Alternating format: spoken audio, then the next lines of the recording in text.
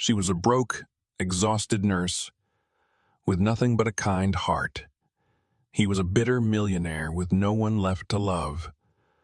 But when their worlds collided, a single act of compassion sparked a bond deeper than blood.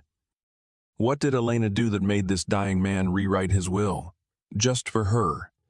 And why did the whole hospital turn against her after his death?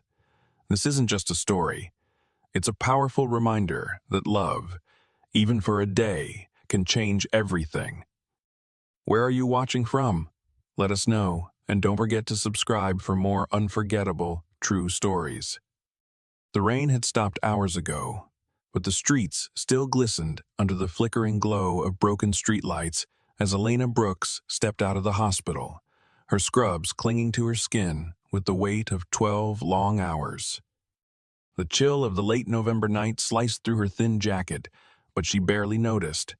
Her feet ached, her back screamed, and her eyelids drooped from exhaustion. But none of that mattered.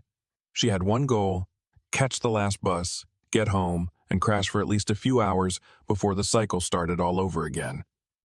Elena checked her phone and winced. It was nearly midnight.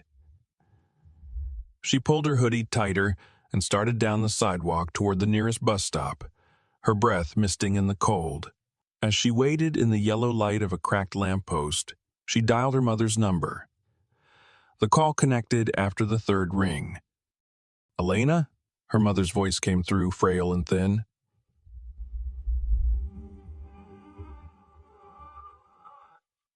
"I just got off work, Mom," Elena said, forcing a smile into her voice. "How are you feeling?" There was a pause, followed by a faint cough. "I'm managing. The pain's been a bit worse today, but don't worry about me. Your siblings are asleep. And thank you again for the money last week. Your brother was able to buy all his textbooks." Elena closed her eyes and pressed a hand to her forehead. The money had come at the cost of not paying her rent. Again, but she didn't tell her mother that. "I'm glad. Remind him to study hard, okay? I want him to study hard, okay? I want him to have a better life." Her mother sighed. "Honey, I hate asking, but your sister's brace's payment is due next week. If it's too much, I'll figure something out." "I'll handle it," Elena said softly, swallowing the lump in her throat.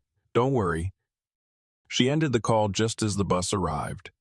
The ride was quiet and uneventful, but as the city blurred past the foggy windows, Elena's thoughts churned with guilt and worry. There was never enough money. Never enough time. As the eldest of 4 siblings, she'd become the second parent after their father passed. Now, with her mother too ill to work, everything landed on her shoulders. At 26, Elena had no choice but to keep grinding, to keep sacrificing. Sleep was optional. Despair wasn't. By the time the bus dropped her off, her neighborhood had gone dark and silent. She walked the final 2 blocks to her apartment complex, a crumbling 3-story building that smelled like mold and grease. But tonight, something was wrong. As she approached her door, her steps slowed. Her heart sank. A thick chain wrapped tightly around the doorknob, secured with a heavy padlock. Her name was written in bold letters on a slip of paper taped to the door. "Evicted." "No," Elena whispered. She pounded on the landlord's door across the hall, and after several knocks, the door creaked open. Mrs. Fontaine appeared, chewing a mouthful of something greasy, her bathrobe dotted with ketchup stains. "What's all this noise?" she snapped. "My room is locked. Why?" Elena asked, voice shaking. Mrs. Fontaine sighed dramatically. "You haven't paid rent in 3 months. I warned you. I can't keep waiting. I just needed 1 more week. Please," Elena begged. "I sent money home. My family's struggling." "I'm not a charity, Elena. Your stuff's in the hallway. Take it or it's going in the trash." Then she slammed the door.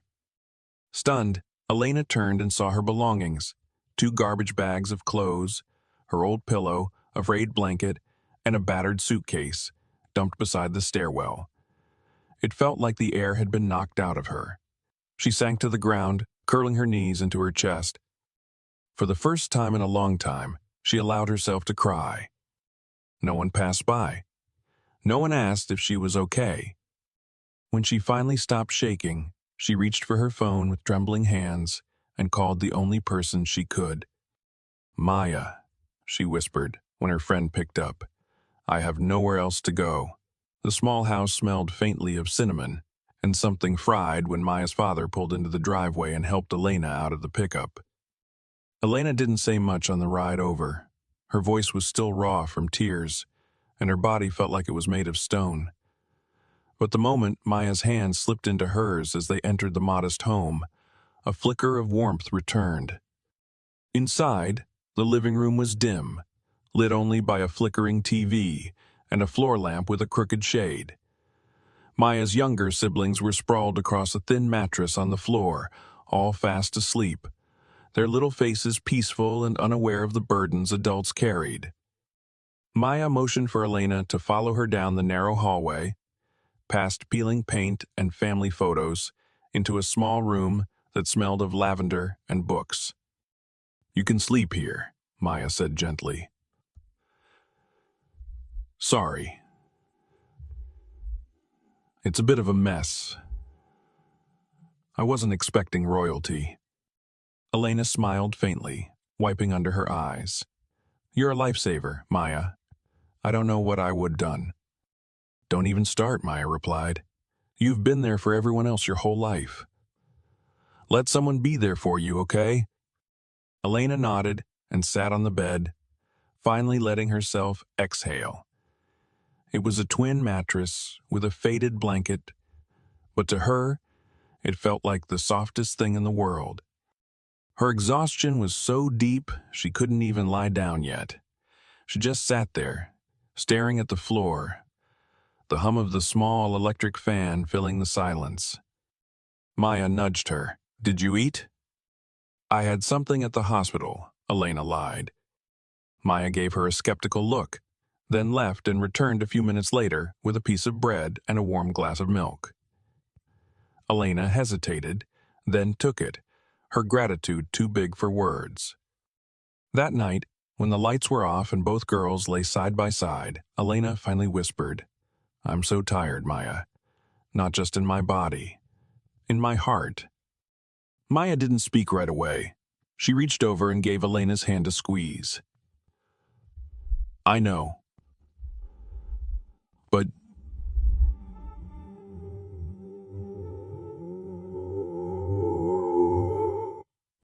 the next few days passed in a blur. Elena went back to work as usual. There was no room in her life to pause. Maya's family welcomed her without question. Maya's mom, Mrs. Torres, made her breakfast every morning, sliding plates of eggs and toast across the kitchen table without ceremony. Maya's dad made her laugh with his dry jokes. Even little Benny, Maya's youngest brother, would climb into her lap after school and show her his crayon masterpieces. It wasn't home, but it felt like breathing again after almost drowning. At the hospital, though, the atmosphere was colder. Elena knew people talking. She noticed the whispers when she walked past the nurses' station, the glances exchanged behind clipboards. One morning, she stepped into the break room to find Trisha Lane leaning against the counter, her arms folded, a smirk playing on her lips. "Well, look who finally found somewhere to sleep," Trisha said, loud enough for everyone to hear. Elena didn't flinch. "Morning, Trisha. You know, people who can't pay rent should probably focus less on playing Florence Nightingale and more on getting a second job," Trisha added sweetly. A few nurses snickered. Others looked away, clearly uncomfortable. Elena simply walked past her, picked up the patient log, and said nothing. But inside, her stomach churned. The humiliation wasn't new, but it never got easier. She was tired of being judged by people who only saw her worn-out shoes and discount scrubs, who had no idea how hard she worked, how deeply she sacrificed for people who never even said, "Thank you." During her break, she sat with Maya in the corner of the cafeteria. "Don't let Trisha get in your head," Maya said. "She's just bitter. Jealous even." "Jealous of what? My poverty?" Elena asked, trying to smile but failing. "No, of your strength," Maya said firmly. "You don't bow to anyone. That drives people like her crazy." Elena stared into her coffee, steam rising like ghosts of sleep she hadn't had. "Sometimes I wonder how long I can keep going." "You can," Maya said, "and you will, because that's who you are." Elena didn't answer, but in her silence, something inside her steadied. She wasn't just surviving. She was enduring. And somewhere, somehow, she knew she would rise. Again, the hospital buzzed with its usual noise. Shoes squeaking against polished floors, the soft beeping of machines, the low murmur of doctors in conference. But in the break room and along the hallways, there was only one name on everyone's lips: Benjamin Carter. The name carried weight, power, intimidation, and now fear. Elena overheard the whispers, first during her shift handover. Two nurses huddled near the whiteboard, speaking in hushed but frantic tones. "He threw his tray at Meredith. Just because the soup wasn't hot enough. Didn't he yell at George for bringing him the wrong blanket? Apparently, he cursed out an attending doctor yesterday. Told him he was dumber than a sack of bricks." Elena had paused with her clipboard, pretending not to listen. But the stories kept coming. Mr. Carter, it turned out, was a billionaire hotel magnate confined to a private VIP room on the 4th floor. His diagnosis: terminal cancer. His reputation: impossible. And while she'd never met him, she could already feel the ripple effect of his presence through the building, like a silent earthquake. By midweek, it became clear that Mr. Carter wasn't just any patient.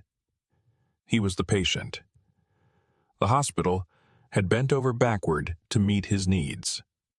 A special menu. A dedicated driver on standby. 2 doctors on call exclusively for his case. Yet, despite the extra care, no nurse had lasted more than a few days in his room. Some cried, others quit. Rumor had it, one nurse had filed a formal complaint after being verbally assaulted, only to be mysteriously reassigned the next day. Elena sat in the staff lounge with Maya, reviewing charts between rounds. The television buzzed in the background, showing reruns of some old drama, but neither of them was watching. "Can you believe the stories about him?" Maya asked, biting into a granola bar. "I thought Tiffany was exaggerating, but even Nurse Cindy said he threw a glass at her." "I'm not sure what's more terrifying," Elena replied. "The man himself, or how nobody seems willing to stand up to him." Maya leaned in. "Honestly, I think everyone's just afraid because of who he is. He's not just rich. He's powerful. He could ruin careers with a phone call." "Still doesn't give him the right to treat people like garbage," Elena muttered. "Agreed.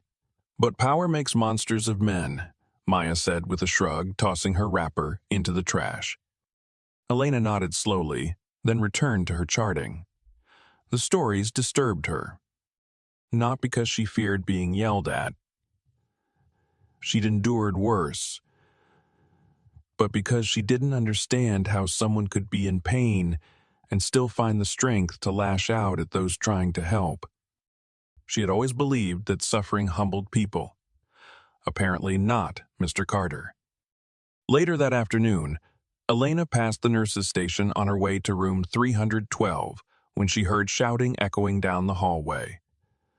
A metal tray clanged against a wall, followed by the slamming of a door. Tricia stormed past, rubbing her forehead, her cheeks flushed with fury. "Unbelievable," she hissed to no one in particular. That man is a menace. I asked if he wanted ice chips, and he said I looked like someone who couldn't pour water without supervision.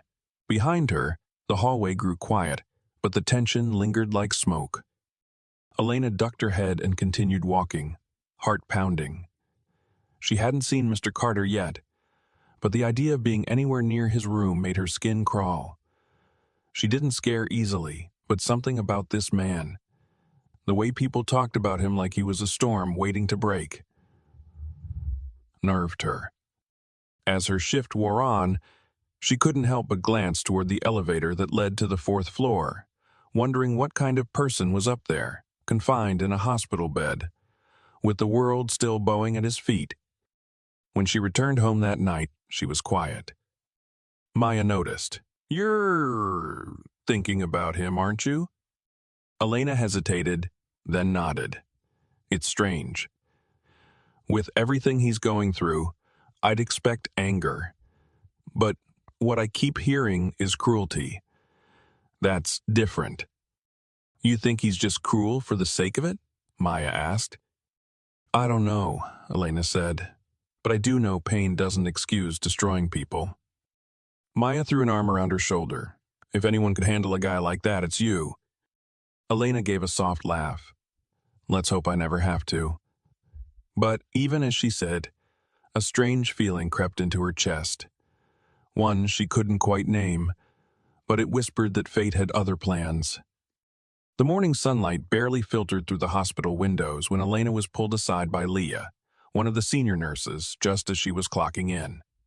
Leah looked unusually serious, clutching a folder in one hand and glancing around as if to make sure no one else was listening. "Elena, head nurse Morse, wants to see you." "Right away," Leah said in a hushed tone. Elena blinked, caught off guard. "Now, did she say what it's about?" Lee shook her head. "No, but she didn't sound angry, just urgent. She's in her office on the 4th floor." The 4th floor. The very floor where Benjamin Carter's private suite was located. Elena's stomach dropped. "Okay. Thanks." As she walked toward the elevator, her footsteps felt heavier with each step. She tried to convince herself it was something mundane. Paperwork, scheduling, maybe even a shift change. But her gut twisted in quiet dread. The elevator doors opened with a mechanical ding, and she stepped inside alone, the metal box ascending far too slowly. The 4th floor was quiet, too quiet. Unlike the bustling wards below, this level felt insulated from the chaos, luxuriously clean, spacious, almost like a private clinic. The hallway smelled faintly of fresh lilies and antiseptic. As Elena approached the head nurse's office, she took a deep breath and knocked. "Come in," came the voice of Helen Morse. Elena opened the door to find the head nurse seated at her desk, flipping through patient files. Her expression was unreadable. "You wanted to see me, Mom?" Elena asked. Nurse Morse didn't look up immediately. "Yes, come in. Close the door." Elena obeyed, heart pounding. "I'll get straight to the point," Nurse Morse said, finally lifting her eyes. "Effective immediately, you've been reassigned." Elena's breath caught. "Reassigned. You'll be taking over care for Mr. Benjamin Carter." There it was, the words Elena had been dreading. She blinked, unsure she'd heard correctly. "I'm sorry, Mr. Carter. Is this permanent?" Nurse Morse nodded. "Until he's discharged, yes." Elena stepped forward, voice wavering. "With all due respect, Mom, I've heard what happened with the other nurses. He's difficult. I don't know if I'm the right fit." "It doesn't matter if you think you're the right fit. Mr. Carter specifically asked for you." Elena froze. "Me? But I don't even know him. We've never talked. Not really." "He remembers you. Apparently, you helped him the other week when he was trying to get to the restroom. He mentioned your name. Said he wants you assigned to him. No one else." Elena's mind spun back to that brief moment, An old man struggling alone, her rushing to help, his gruff voice. It had been nothing more than instinct to her, but maybe to him it had meant more. "I still don't understand," she said softly. "Why would someone like him request me?" Nurse Morse sighed and leaned back in her chair. "I don't know, Brooks. But I'm not arguing with a billionaire, and neither are you. It's not optional." Elena stood in stunned silence as the head nurse slid a thick file toward her. "This is his chart. Review it before your shift. And a warning, he's not getting any better. Stage 4 pancreatic cancer. He's refusing further treatment. All we're doing now is making him comfortable." Elena nodded slowly, picking up the file. Her eyes scanned the details: abdominal pain, weight loss, fatigue, palliative care. He didn't have long. "You've got a calm demeanor," Nurse Morse added. "Maybe that's why he asked for you. Just don't let him get under your skin." Elena left the office, clutching the folder like it might slip through her fingers. Her feet moved on their own, leading her down the quiet corridor toward a door marked Suite 403. She stopped outside it, staring for a long moment. Why her? She reached for the handle, her hand trembling, then paused. This man was supposed to be impossible, but for some reason, he'd remembered her. And now, her name was written into the final chapter of his story. Elena took a deep breath and gently pushed open the door to Suite 403. The room was nothing like the others she'd worked in. Larger, quieter, almost homey in its luxury. Soft beige curtains framed tall windows overlooking a small garden below. A flat-screen TV was mounted on the wall, untouched. The furniture gleamed, polished and expensive. It felt more like a hotel suite than a hospital room. In the center of it all was Benjamin Carter. He was propped up slightly in bed, his frame looking far smaller than she imagined for a man so feared. The lines of age were etched deeply into his face, and though his eyes were half-lighted, they still held a sharp glint. An IV hung beside him, the slow drip counting time he no longer had. He turned his head toward her slowly. "You're late," he rasped. Elena swallowed her nerves and managed a small, polite smile. "Apologies, Mr. Carter. I'm Nurse Elena Brooks. I'll be caring for you from now on." "I know who you are," he grumbled. "You helped me when I nearly fell trying to get to the bathroom. No one else even noticed." She nodded, stepping further inside. "That's my job, sir." He let out a dry chuckle that turned into a cough. "Don't flatter yourself. It wasn't charity. You just moved faster than the others." "I move fast because I care," she said gently, setting down the file and walking to his bedside. She took his vitals with practiced ease: blood pressure, pulse, temperature, keeping her touch light, her expression neutral. But beneath it all, her heart thudded hard. He didn't speak while she worked, only watched her, occasionally wincing from pain. She adjusted his blanket and checked the IV flow. His skin was clammy, and she could see how much weight he'd lost, how the illness had hollowed him out. "Any pain right now?" she asked. He gave a short nod. "Always." "I'll get your medication." "Don't bother with the happy talk," he said before she could step away. "I'm not here for false comfort. I'm dying, and I'm not stupid." Elena paused at the foot of the bed. "I know. But that doesn't mean we stop trying to make the time you have left better." His eyes flickered, something between surprise and suspicion, but he said nothing. She returned a moment later with his pain meds, carefully explaining each pill before handing them over. He took them without protest, though his hands trembled. She offered him water, and he accepted it with a grunt. Afterward, she wiped his forehead gently with a cool cloth. The fever was low-grade but persistent. "You're not as afraid of me as the others," he muttered. "No, sir," she replied. "I'm not." He studied her, almost amused. "Why not?" "Because I don't see a monster. I see a man who's hurting." A beat passed. Then he turned his face away toward the window. "You're not wrong," he said, voice barely above a whisper. She finished tidying the area around his bed and made a final check of his IV site. "I'll be just outside if you need anything," she said. As she turned to leave, he called out, "Wait." She looked back. He didn't meet her eyes. "Close the blinds halfway, would you? The sun's too damn bright." She walked over to the windows and adjusted them until the sunlight was soft and gold, casting a gentle glow over the room. The garden outside shimmered, still and quiet. "There," she said. "Better." He didn't answer, only nodded slightly, his eyes fixed on something outside that no longer existed. She stepped out into the hallway, letting the door fall shut behind her. Her heart was pounding, but not from fear anymore. From something else, pity. Maybe even empathy.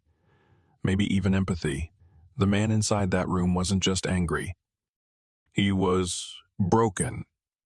And for reasons she didn't yet understand. She wanted to help him heal.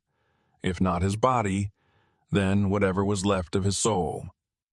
It had only been a few days since Elena began her assignment with Mr. Carter, but already the atmosphere in the hospital had shifted. At least for her. Gone were the icy stares she used to ignore. Now, every hallway seemed to buzz with curious glances and whispered speculation. At first, she tried to ignore it. People gossiped all the time, especially in a place like this, where tension and stress brewed with every beep of a monitor. But this was different. The looks weren't pitying anymore. They were accusatory. Elena had just finished her morning rounds and was heading to the break room to meet Maya for lunch when she noticed the shift in tone. Two nurses at the vending machine suddenly stopped talking as she passed. Another offered a stiff, insincere smile.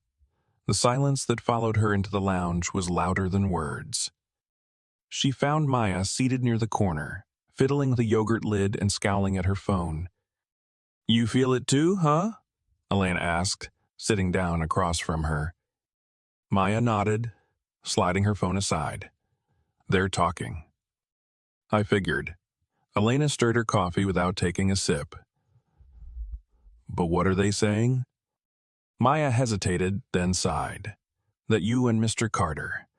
That there's something going on between you." Elena's spoon froze mid-stir. "You're kidding." "I wish I were. Trish has been dropping comments all week. Things like, you know how some nurses earn their patients' trust overnight." Maya rolled her eyes. "She's poisoning the air." Elena leaned back in her chair, jaw tight. "I've barely been in that room more than a few hours a day. All I've done is treat him with respect. That's all it takes when you're kind and someone else is bitter." Maya narrowed her eyes. "She's threatened by the fact that he asked for you." "Well, that's not my fault," Elena said. "I didn't ask for this." "No, but you handled it like a professional, which is exactly why she can't stand you." Just then, as if summoned by their words, Tricia strolled into the break room, a smug smile curling her lips. She walked past their table slowly, pausing just long enough to glance at Elena. "Enjoying your lunch break? Or should I say, your little promotion?" She said sweetly, though the venom in her tone was unmistakable. Elena didn't rise to the bait. "Excuse me?" "Oh, come on," Tricia continued. "The whole hospital knows you've somehow tamed the dragon upstairs. Quite the achievement. What's your secret? Warm hands, or is it something else?" Maya stood up so fast her chair scraped the floor. "Back off, Tricia." Tricia just smirked. "I'm just asking questions. You can't blame me for being curious." First you're homeless, then you're in the Veep suite. Feels like a fairy tale. Elena remained seated, though her fists clenched beneath the table. She looked up and met Trisha's gaze, steady and unshaken. "You can say whatever you want about me," Elena said calmly, "but don't you dare drag Mr. Carter's name into your lies. That man is dying. He deserves respect." Trisha blinked, thrown by the calm intensity of her voice. "You don't know a thing about me, Trisha. You never did. And frankly, I'm too busy saving lives to care about your fantasies." Without another word, Elena stood and left the room, leaving Trisha fuming in her own silence. Later that day, she returned to Mr. Carter's room, and the moment she stepped inside, his eyes turned to her. "You look like you've been through a storm," he said. She let out a quiet laugh and shook her head. "Just a small one. Nothing I can't handle." He gave a small nod, and for a moment there was an almost imperceptible flicker of concern in his gaze. She resumed her duties, checking his IV, recording his vitals, smoothing his blanket. Neither of them spoke for a while, but the silence between them wasn't heavy. When she finished, she turned to leave. "Ms. Brooks," he said. "Yes, sir?" He hesitated. "Thank you for treating me like a human." She smiled. "Always." As she closed the door behind her, the noise of the hospital returned in full force. But inside her, there was only quiet resolve. Let them talk. She had nothing to hide. The next morning, the hospital felt unusually still, the kind of quiet that wasn't peaceful, but heavy, like the air itself was holding its breath. Elena made her way up to the 4th floor with a fresh cup of herbal tea she'd picked up for Mr. Carter, knowing he liked it slightly sweet with a hint of lemon. He never asked, but she paid attention. When she entered his suite, she immediately sensed something was off. The lights were dimmed, the blinds were drawn. Mr. Carter sat slumped against his pillows, his usually sharp eyes dulled and unfocused. He didn't turn to acknowledge her entrance, didn't offer his usual dry comment or complaint. His tray of untouched breakfast sat on the table by the window, cold and congealed. "Good morning, Mr. Carter," Elena said softly, placing the tea on the bedside table. "Didn't feel like eating today?" He said nothing. She approached carefully, checking the monitor beside his bed. His vitals weren't alarming, but there was a tension in the room that couldn't be measured. She reached for his wrist, gently feeling his pulse. It was a bit slower than usual. "Are you in pain?" she asked, looking into his face. He finally turned his head. There was no fire in his eyes today, just fatigue, a kind of spiritual weariness that seemed far heavier than any physical symptom. "Why do you bother?" he muttered. Elena blinked. Bother with what? "All this." His voice was low and hoarse. "These pills. The tea. The kindness. What's the point?" She sat down quietly on the chair beside his bed. "You're having a hard day." "I'm dying, Elena." It was the first time he'd ever said her name. We both know it.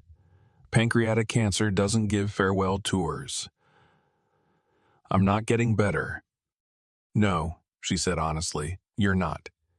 But that doesn't mean your life is over yet." He let out a hollow laugh that turned into a cough. "It feels over. Every day I wake up is just another day to wait for the end. I'm tired." He reached out suddenly and swiped the tray off the bedside table. It crashed to the floor, tea spilling, plastic pill packets scattering like confetti. Elena flinched, but didn't move to clean it up. "I don't want them anymore," he snapped.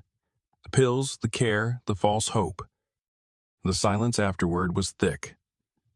His breathing was labored, his shoulders shaking slightly, not with rage, but with something deeper, defeat. Elena stood slowly and walked to the side of his bed. She didn't lecture him, didn't speak right away. She just sat beside him, her presence calm and grounded.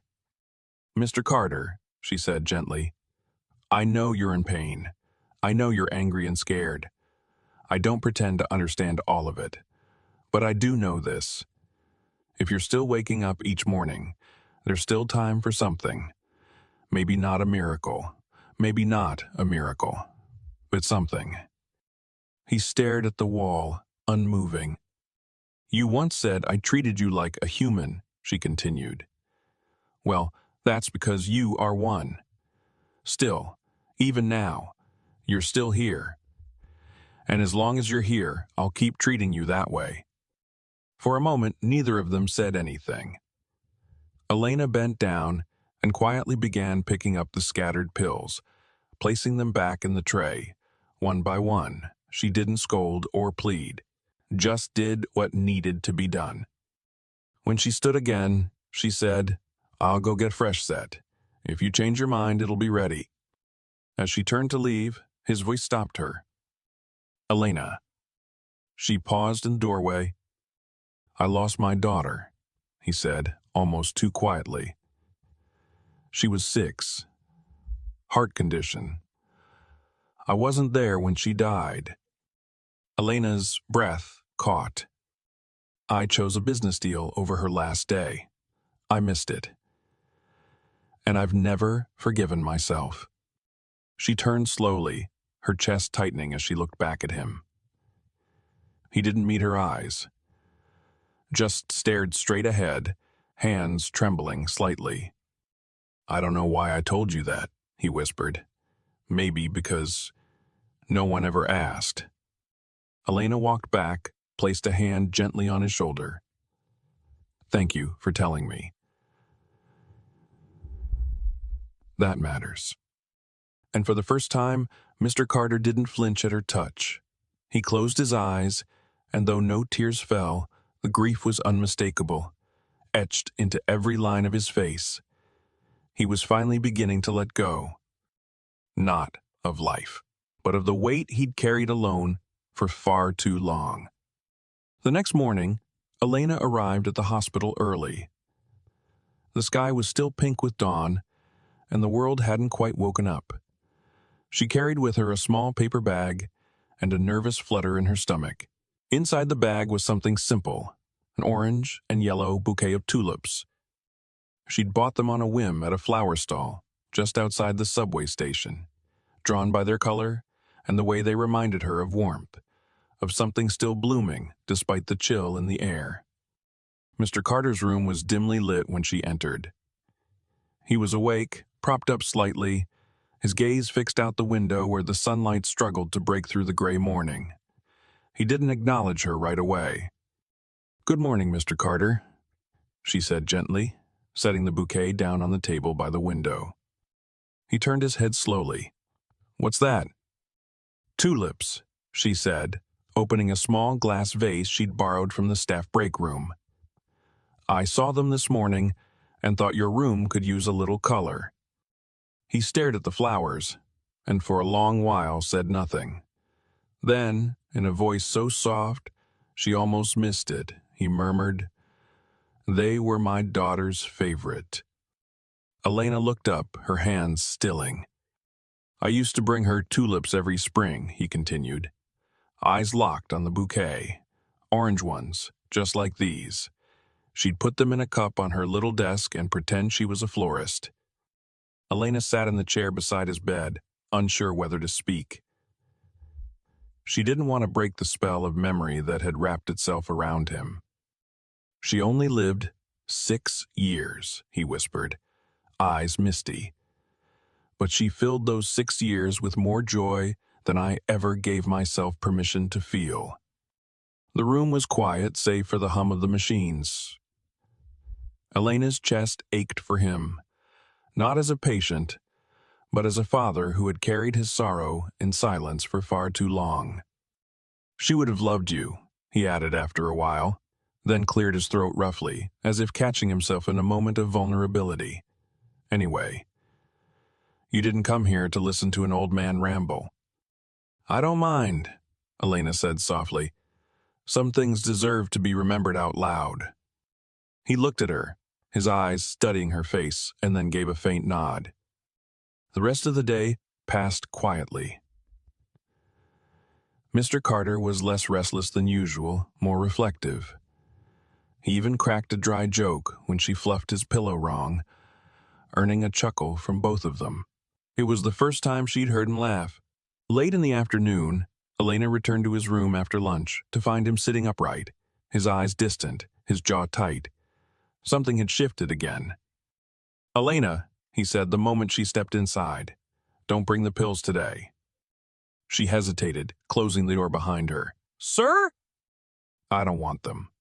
I'm done pretending any of it makes a difference. I'm tired. She walked to his bedside, crouched slightly to be at eye level. Is it the pain?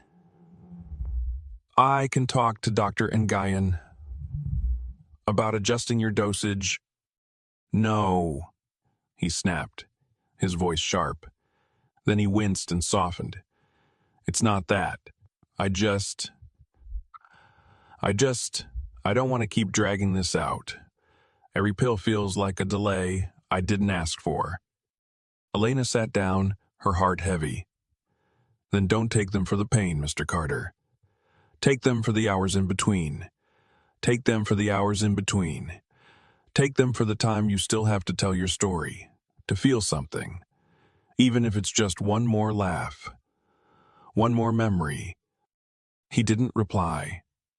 You've said goodbye to a lot in your life, she continued gently. But you haven't said goodbye to today. And you're still here, which means today still belongs to you. She reached for the cup of water and set it on the tray, along with the pills she'd brought quietly, just in case. He stared at them for a long time. Then, without a word, he reached out with a trembling hand and picked them up. Later, as the sun dipped lower in the sky, painting the room in amber light, he looked at her and said, If I had met you sooner, Elena, maybe I wouldn't have wasted so many years being angry. Elena didn't know what to say to that, so she said the only thing that felt true. I'm still glad we met. The following week unfolded like a quiet miracle.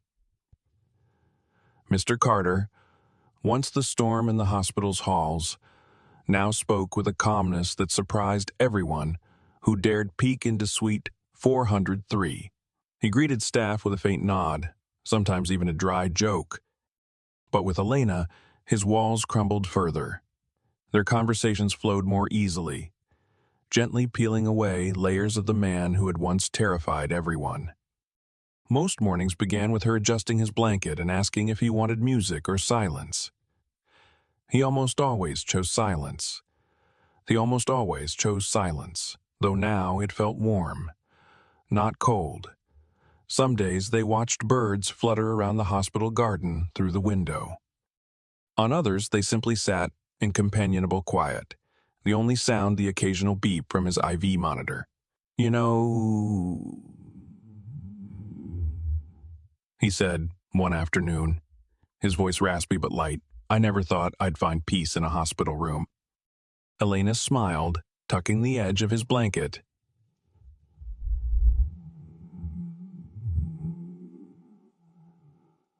Life has a funny way of surprising us, doesn't it? He chuckled faintly. I used to think peace was something you had to earn, with success, power, control. Turns out, all it took was someone stubborn enough to sit beside me every day without flinching. That same afternoon, as she organized the medication card outside his room, Dr. Ngayan passed by and gave her a knowing smile. You've done something remarkable with him, Doctor said. I didn't do anything special, Elena replied. You did more than special, he said. You gave him back his humanity. Later, while checking Mr. Carter's vitals, he surprised her with a question. What about you, Elena? I keep talking your ear off about my life. What's your story? She blinked, caught off guard. Oh, there's not much to tell. I'm just a nurse, a daughter, a sister. Those sound like the most important things. She hesitated, then pulled the stool closer and sat. I'm the oldest of 4. My dad died when I was 16. My mom's health has been declining for years. My mom's health has been declining for years. So, I work, I send money home, I try to keep everyone afloat. He studied her closely. Do you ever stop to breathe? She smiled faintly. Not often. And what about you? Not them. You. What do you want? That question stunned her. I don't know, she admitted after a pause. I've been so focused on survival, I haven't thought much beyond that. Mr. Carter nodded, understanding deep in his eyes. I used to think I had everything: wealth, success, power. But I had no idea what happiness meant. I chased everything except what truly matters. He looked out the window, his gaze distant. Don't do that, Elena. Don't forget yourself trying to save everyone else. One day you'll wake up and realize you've lost pieces of yourself along the way. His words struck something in her, a quiet ache she'd ignored for years. She swallowed hard and reached for his hand, which had grown thinner, the skin almost translucent. I won't forget, she whispered. Good, he replied, squeezing her fingers weakly. Because the world needs people like you, but you need you too. The next few days, they talked more, about silly things, favorite foods, old memories, and what joy really meant. Mr. Carter told her about how his wife used to sing off, Kay in the kitchen while making pancakes, how his daughter once insisted he wear a pink plastic tiara to her tea party, how he used to believe those were insignificant moments, until he realized they were everything. One morning, Elena brought in a small radio and softly played an old jazz tune. Mr. Carter closed his eyes and tapped a slow rhythm against his blanket with 2 fingers. You're bringing the music back, Elena, he said quietly. You brought it with you, she replied. Later, as she helped him sit up and sip water, he looked at her with eyes both grateful and sad. I don't have much time, he said, voice cracking slightly. But before I go, I'd like to ask you for something. Elena straightened. Anything. He hesitated, then smiled gently. Would you be my daughter for a day? The question hung in the air, fragile and heavy all at once. Elena blinked, unsure if she'd heard him right. Mr. Carter had asked it so gently, so sincerely, it nearly didn't sound like him at all. Would you be my daughter for a day? He repeated, his voice soft but certain. She felt her breath catch. Why me? He looked down at his frail hands, now trembling slightly against the blanket. Because if I'd been given a second chance to raise a daughter, to love her right, to be present, I would have wanted her to be someone like you. You listen, you care, you didn't give up on me. Even when I gave up on myself, Elena didn't know what to say. She sat beside him, her heart aching in a way it hadn't in years. She remembered her own father's hands, calloused and strong, holding hers when she was little. He'd been her protector, her guide, until life took him too soon. Since then, she had buried that longing under duty and survival. There's no need to pay me for that, Mr. Carter, she said softly. He frowned. I wasn't offering out of pity. I know, she replied, eyes glistening, but I'd rather it be real. No money, just... For the first time, she saw him truly smile, not the half-hearted, wry smirk he wore to mask pain, but a smile full of something close to peace. Then, it's a promise, he whispered. The next morning, Elena met with Dr. Nguyen and head nurse Morse, requesting special clearance to take Mr. Carter out of the hospital for the day. At first, they hesitated, concerned about his condition, about liability, about the risk. But when Elena looked them in the eyes and said, "It's his last wish," they relented. Dr. Nguyen agreed to monitor him up until the minute of departure, and a assigned driver was arranged to accompany them. Elena helped Mr. Carter get dressed, assisting him into soft slacks and a cozy cardigan. His hands fumbled with the buttons, so she knelt beside him and fastened them one by one. When he looked at her, eyes glassy and overwhelmed, she simply said, "That's what daughters do." Once in the car, they began their journey, not to anywhere extravagant, but to places that held meaning for him. First, they stopped by a riverside park just outside the city. The trees were beginning to bloom, delicate pinks and greens signaling the first real signs of spring. "My daughter used to run along these paths," he said, leaning slightly on Elena's arm as they walked slowly. "We used to race sticks in the stream like boats. I always let her win." Elena chuckled. "Smart dad." They found a bench near the water's edge and sat for a while. Birds chirped in the trees. Children's laughter floated in the distance.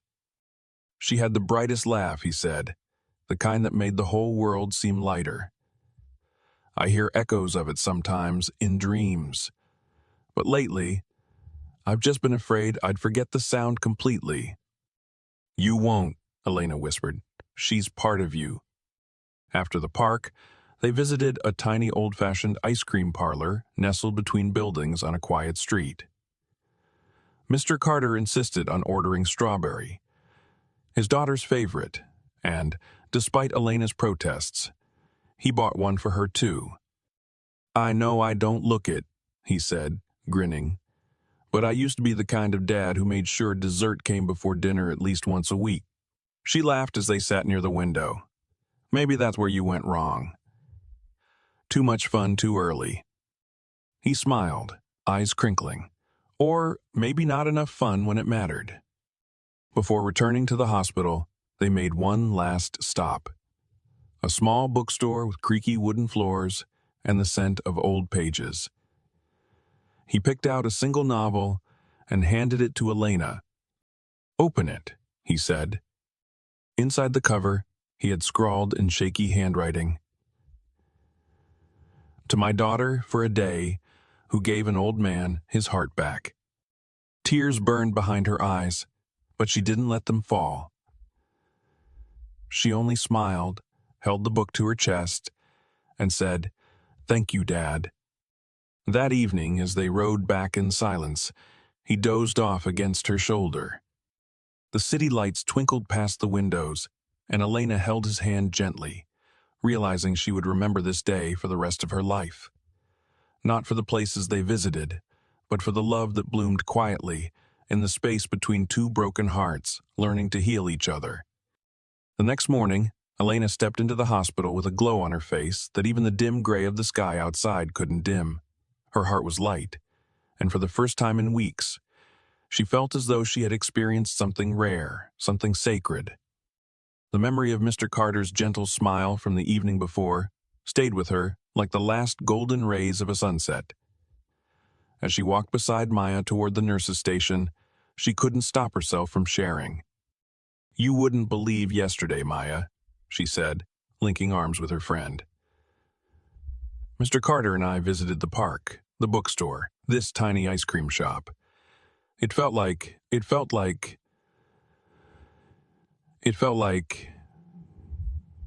we were really family." Maya beamed at her. "You're glowing, Elena." "Seriously."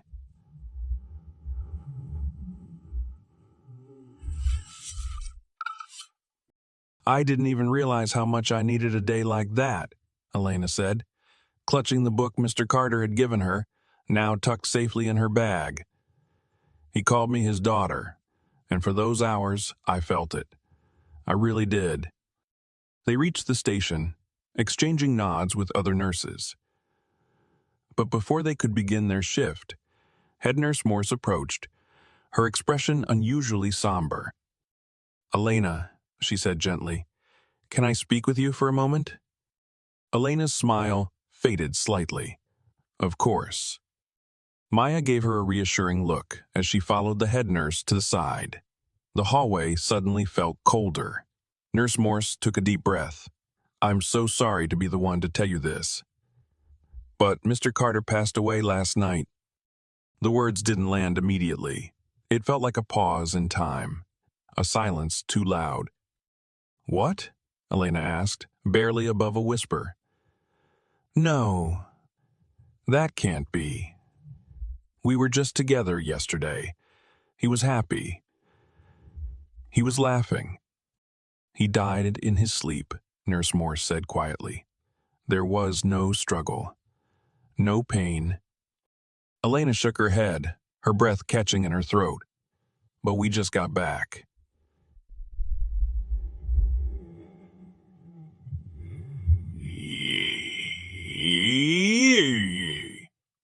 Her hands began to tremble as the truth sunk in.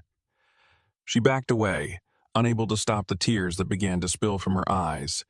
Without another word, she turned and ran, past the nurse's station, down the hallway, to the door of Suite 403. It was empty. Cleaned. His bed was stripped. The flowers she had brought were gone. His blanket, his books, the soft hum of his breath, all of it vanished. She stepped inside, knees weakening, and sank onto the edge of the bare bed. For a moment, she just sat there in silence, letting the grief crash over her in waves. Her chest ached. Her heart rebelled against the reality. It wasn't just a patient who had died. It was someone who had looked at her with fatherly pride, someone who gave her a memory she never thought she'd feel again. Moments later, Maya entered the room quietly and wrapped her arms around Elena from behind. "I'm here," she whispered. "I'm so sorry." Elena buried her face in her hands and sobbed.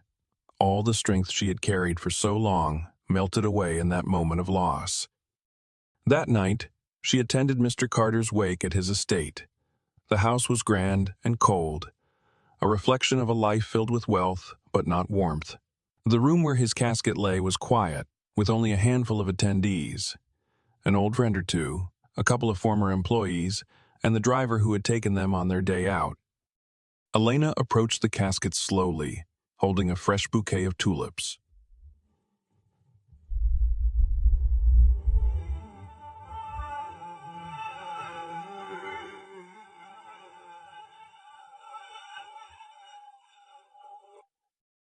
She placed the flowers beside him and stepped back, her eyes drifting to the framed photo nearby. A young Mr. Carter, smiling beside his little girl. The resemblance between his daughter and the girl in her memories made her heart ache. When the day of his burial arrived, the crowd remained small. Elena stood near the grave as they lowered the casket into the earth. She didn't hold back her tears this time. She let them fall freely, honoring him not with silence, but with truth. In the short time she had known him, he had taught her something she never expected to learn again: what it felt like to be loved like a daughter. He may have only borrowed her for a day, but in her heart, he'd earned a place that no time or death could ever erase. In the days that followed Mr. Carter's funeral, Elena returned to work quietly, choosing the steady rhythm of the hospital over the stillness of grief. The halls she once dreaded now brought her a strange sense of comfort. She didn't speak much about what had happened, but every time she passed Suite 403, her steps slowed. It no longer held the same weight of fear. It had become a memory, a moment in time she would never forget. But as the days passed, something else began to spread through the hospital. Rumors. Sharp, ugly ones. It started with whispers near the nurses' station. Glances exchanged between staff. Then came the passive, aggressive comments in the break room. Veiled accusations about how certain nurses get close to rich patients or how being sweet can really pay off. Elena tried to brush them off. She'd always been the kind to keep her head down and focus on her work. But then Maya stormed into the supply closet one afternoon, slamming the door behind her. I heard it myself, She seethed, eyes blazing. Tasha and the others were in the lounge saying you seduced Mr. Carter. That he left you something in his, you used him. Elena went pale. That's not true. I know it's not true, Maya snapped. But they don't care. They're jealous, Elena. You earned his trust. You were kind. That's all it took. But I never told anyone he left me anything, Elena said quietly. Maya's eyes softened. Exactly. That's why they're making things up. They want a reason to hate you. Elena sat down slowly, feeling the old, familiar ache return to her chest.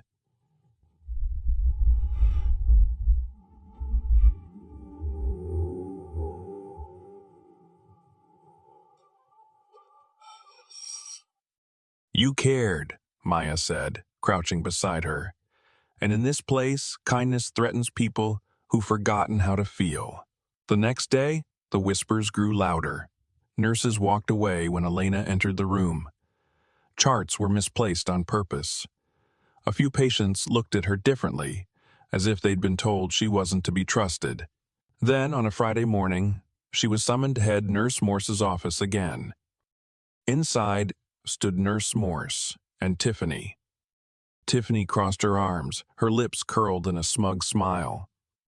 I believe we have an issue, Nurse Morse began, folding her hands. Tiffany claims you exploited Mr. Carter, that there was an inappropriate relationship. Elena froze. That's a lie. Tiffany leaned forward. Oh, please. We all saw how he treated you, how he asked for you by name. You expect us to believe that was just professional care. Come on. I never... Elena's voice cracked, but she held her ground. I never crossed any line. He was lonely, and I showed him kindness. That's all. Kindness, Tiffany scoffed. You were homeless, desperate. We all saw it. Then suddenly, you're in his will. I didn't ask for any of it, Elena said firmly. I didn't even want to accept it. But he insisted. She has no proof, Tiffany said smugly. But just then, a voice spoke from the doorway.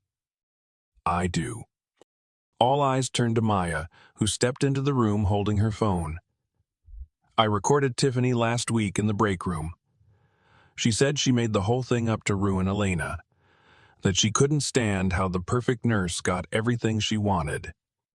Tiffany's face drained of color. Nurse Morse grabbed the phone, played the clip. Tiffany's voice echoed through the room, clear as day, dripping with spite. I'll make sure she quits, the recording said. Let's see how perfect she is when everyone thinks she's slept her way into Mr. Carter's will. The silence that followed was thick and cold. Tiffany, Nurse Morse said slowly, voice like ice, you're relieved of duty, effective immediately, or we'll handle the rest. Tiffany sputtered, but no one listened. She was escorted out moments later, her footsteps echoing down the hall. Elena stood frozen. Maya reached over, squeezed her hand. I told you. The truth always wins. A week later, Elena received a letter from Mr. Carter's attorney. Inside were documents confirming that he had, in fact, left her part of his estate. A modest house in Vermont, a savings account, and a handwritten note. To Elena Brooks, who gave me the one thing money couldn't, peace. Thank you for letting me be a father, even for a day. Tears welled in her eyes as she read it. She didn't quit her job. She didn't disappear. Instead, she used part of the inheritance to help Maya's family, donated to the hospital's palliative care wing, and opened a small flower shop filled with tulips next to her new home. Every morning she walked past a photo of Mr. Carter and smiled. He had given her more than money. He had given her a reason to believe in love again. Life lesson from a story. Elena's journey reminds us that compassion, patience, and genuine kindness can transform even the most hardened hearts. She didn't have much, no wealth, no privilege, and at times, not even a home. But she gave something more powerful, dignity to a man the world had written off. In return, she received something money could never buy: purpose, love, and a sense of belonging. We often underestimate the impact of simply being present for someone.